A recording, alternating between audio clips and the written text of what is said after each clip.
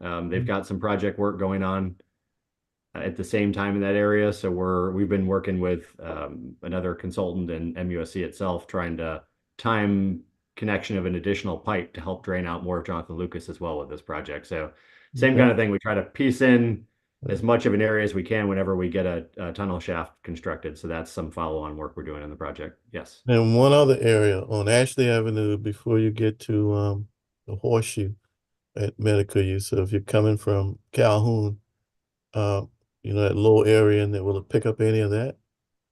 No, Ashley is not part of this project area. That's a little bit outside of where we are. We'll take water off of President, off of Earhart, some of Jonathan Lucas, B Street, which sometimes that spillover effect will give you some secondary benefits, but Ashley is a follow-on project that's needed for sure, Councilman. Okay. All right. Just, well, wishful thinking.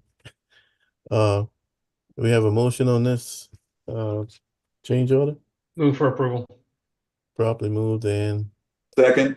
seconded. Any more discussion? Hearing none, all in favor of the motion, please say aye. Aye. Aye. Any opposed? Ayes have it. Item 4, H4, Mr. Fountain. Yeah, thank you, Mr. Chairman. So this is related to item 3. It's for the same medical district extension project. It's to amend our subrecipient grant agreement with SCORE, again, the South Carolina Office of Resilience, who's managing the HUD CDBG MIT funds for the state, to extend the period of performance on the grant agreement to August 31st so that we can close out the construction work and get all of our permit documents and financial documents submitted to SCORE. I will note that they've recently audited the project and we passed the audit very well. And they have brought down a number of different federal HUD officials and some congressional delegation members, as well as some congressional delegation staffers, to show HUD why South Carolina deserves more HUD funding for this type of work in the future, because they feel like this is one of the most successful projects that they have through this program right now. So it's been a very well regarded project, gotten a lot of really good federal publicity. Hopefully it'll continue to bring in mitigation funding into the state. All right. We have a motion on this item, H4. Move for approval. Properly moved Second. and seconded. Any more discussion on H4? Hearing none, all in favor, please say aye. Aye. Aye. Any opposed? That brings us to the end of the agenda. We have Hey, Mr. Chairman. Yes, Mr. sir. Chairman, going back to HUD and its funding of the project. Right. I mean, it only makes sense for HUD to do this. HUD has about $1 billion invested in that area between Ashley Tower and the new Jenkins Children's Hospital. Oh, yeah. So it makes sense for HUD to do as much as they can to make sure that that $1 billion investment is definitely protected, and we maximize on the service to the area. Listen, And when I'm by the $1 billion, I'm talking about the FHA, right. mortgage insurance on those 2 hospitals that HUD put in place. Hmm. Mr. Chairman, if I can add to that. Yes, sir. Yes, sir. Go Thank you. ahead. So this was an interesting one in that, somewhat to our surprise too, when we started looking for funding for this project and talking with MUSC, they brought up the percentage of low to moderate income population that they serve in the peninsula and the surrounding areas. And that's one of the reasons this grant was so successful of an application, is that between MUSC, the VA, and Roper, they serve a incredible percentage of the low to moderate income population in kind of the greater Charleston metropolitan area, and for the VA for the entire state of South Carolina. So that was an interesting thing that we learned is working through the project too from a stormwater engineering side. Hmm. Let me, any other questions from committee members to Mr. Fountain? Let me go back to Ashley Avenue, as you approach the Horseshoe. Are there any plans, long range or whatever, to help that area out, or what do we need to get a? That's a very good question, Mr. Chairman. So we have two projects conceptualized. One of them, which is a much sooner project, though it provides a lesser level of benefit, is the you probably recall it, Public Works Utilities. Maybe a year ago, we entered an agreement with the county to agree to maintain a check valve if the county installs a check valve at Calhoun Street as part of Right, their right. Do remember. Courtney intersection improvements. So when the county installs that check valve, which would be a very expensive substantive check valve on that Calhoun Street box culvert, that will take out most of the tidal interactions on Calhoun, so we don't see Calhoun flooding during those high tide events, it does come all the way back up to Rutledge, Ashley, Ogier. The downside of that is if you get a heavy enough rainstorm at high tide, you can still get some tidal flooding, or you can still get some rain-based flooding as the tide blocks it off. The follow-on project that we've tentatively laid out some funding to look at from a very early conceptual approach is, could we divert some of the water from Calhoun Street down into Alberta Long Lake and make improvements to Alberta Long Lake and its outfall to try to basically push that water out into the harbor and off the peninsula? That is a very large scale capital project that is still conceptual. It is one of the ones on our capital list for modeling, basically hiring an engineer to do stormwater modeling and figure out, will it actually work? What would the improvements be? Do you have to upsize pipes on Calhoun to do it? What's the impact? That one I know, if it could be done, wouldn't that potentially reduce the cost of Calhoun West? If the lake could be, Long Lake could be worked.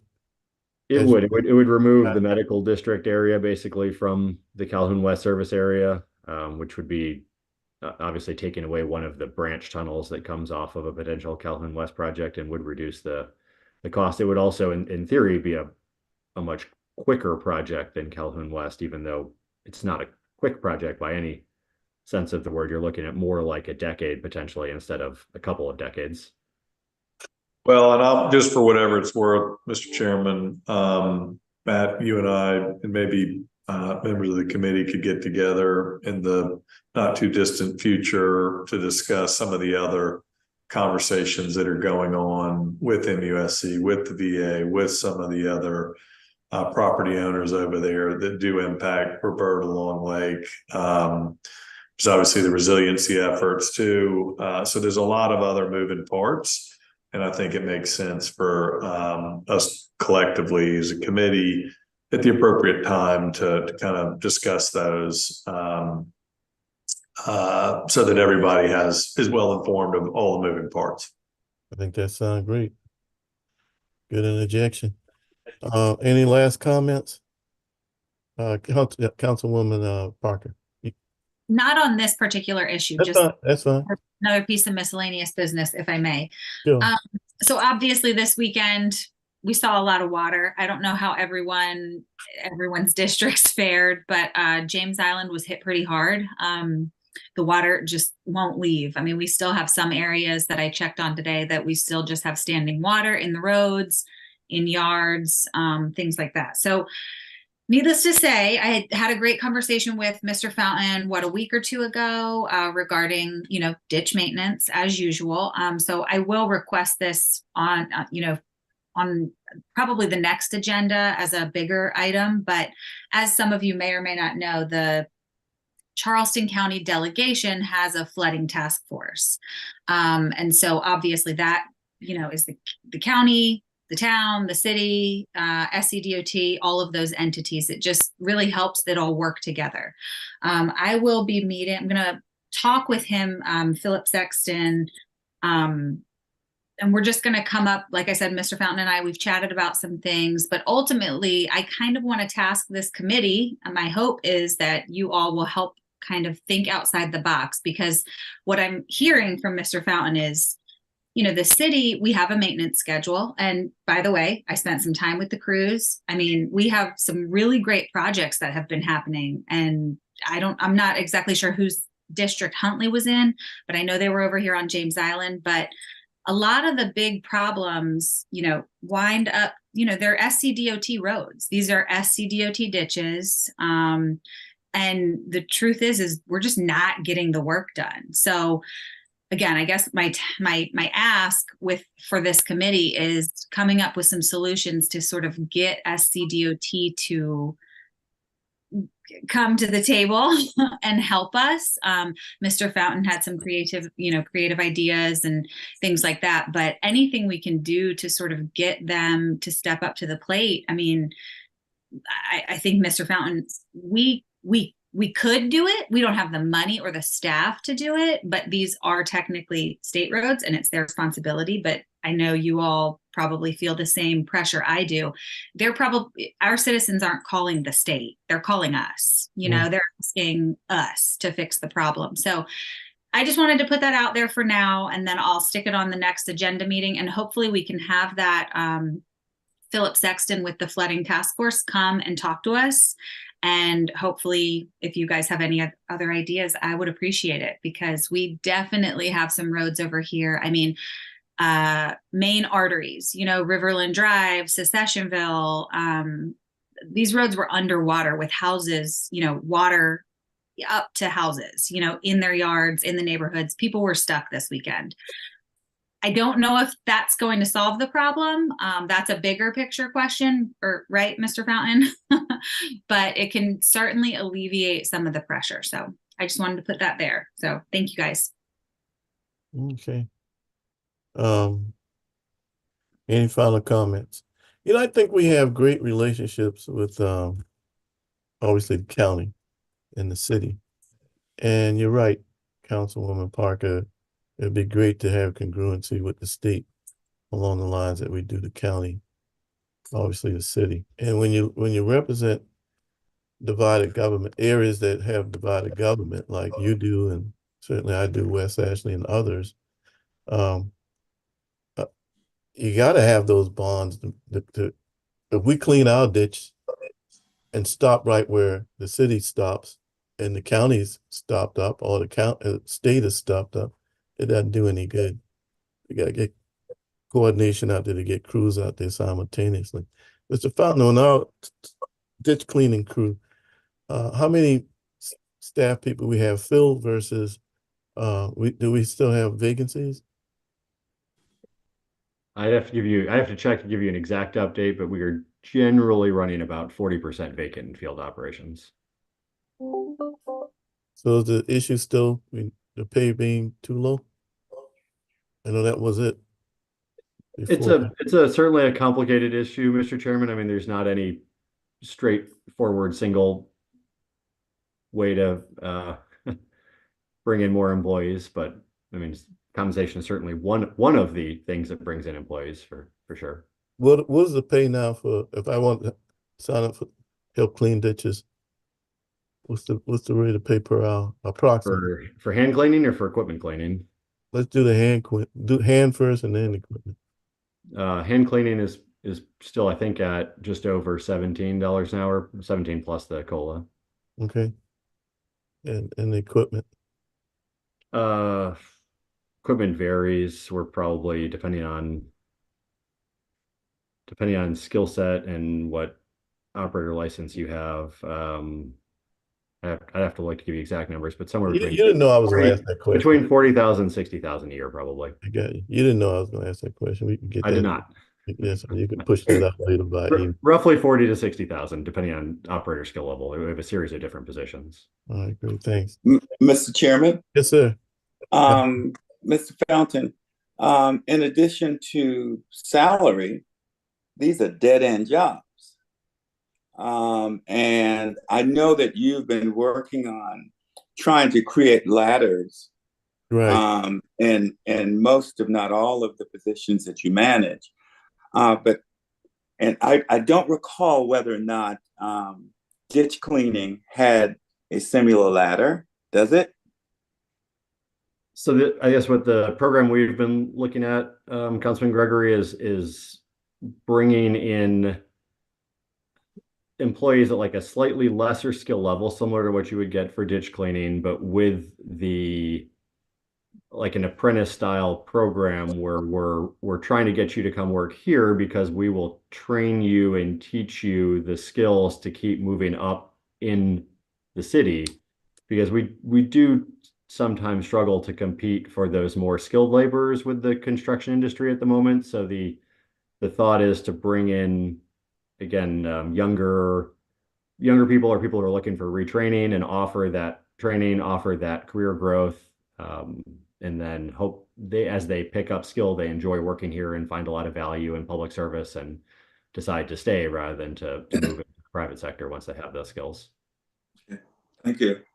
I believe that is something they're looking at in the compensation study, I think was the report from the HR department. Okay.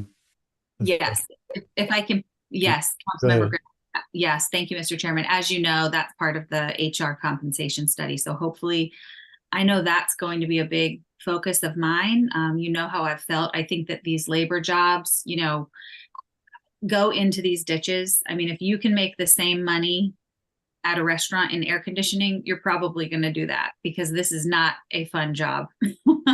I really commend the folks that are doing this for our citizens because it really does. I mean, it really does impact folks' lives, you know, their livelihood.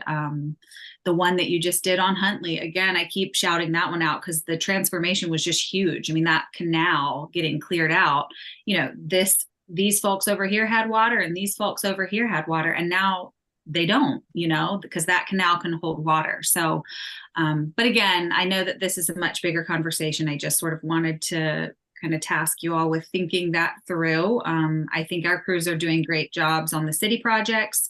I think my ask here is just how can we get SCDOT to come to the table a bit more to help us, right, Mr. Fountain? Did I miss anything from our conversation that might be helpful for everyone to think about? I think, Councilman Barker, you made a good point that many of the roads that we've worked through quite a few of the city jurisdiction roads with ditch rehabilitation. Many of the roads, especially in James Island or Johns Island, that continue to have ditches with more maintenance needs are starting to be those on, and to some extent in West Ashley and some of the older neighborhoods in West Ashley are DOT roads, which does bring in a very challenging conversation of they certainly would like us to clean them. I think they are very open to that and are great partners when we would like to do it, but the more cleaning we do, the more expectation there will be that we will continue to clean them, which just stretches our available resources thinner, which means we're cleaning things less frequently. So that is a very good discussion to have of what do we want to be doing in those areas, because you're right, they are city residents who definitely call us, and we want to be part of the solution, but we also need to figure out how we can spread our resources, allocate our resources efficiently.